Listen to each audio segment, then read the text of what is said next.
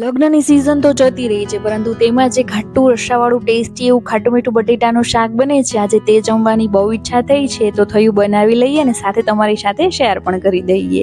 તો અહીંયા 5 થી 6 મીડિયમ સાઇઝના બટેટાને પાણી અને મીઠું નાખીને બાફી લીધા છે ને બફાઈ ગયા બાદ તેને બહાર કાઢી કટકા કર્યા છે. ત્યારબાદ એક પેનમાં 4 થી 5 મોટા ચમચા જેટલું તેલ લઈ અને 1 ચમચી જેટલી રાઈ, અડધી ચમચી જેટલી હિંગ, સાથે જ ખડા મસાલા, 1 ચમચી જેટલો મીઠો લીમડો અને 1 ચમચી જેટલું છીણેલું આદુ એડ કરેલું છે. એને મિક્સ કરી અને સૂકા મરચાંમાં હળદર, લાલ મરચું અને ધાણા જીરું એડ કરેલું છે સ્વાદ પ્રમાણે, અને સાથે જ બટેટા બાફેલા છે તેને એડ કરી અને તરત જ પાણી નાખેલું છે. સ્વાદ પ્રમાણે મીઠું એડ કરશું અને એક બાફેલા બટેટાનું અહીંયા મેશ કરીને નાખેલું છે, જેથી આપણો રસ્સો ઘાટો થાય.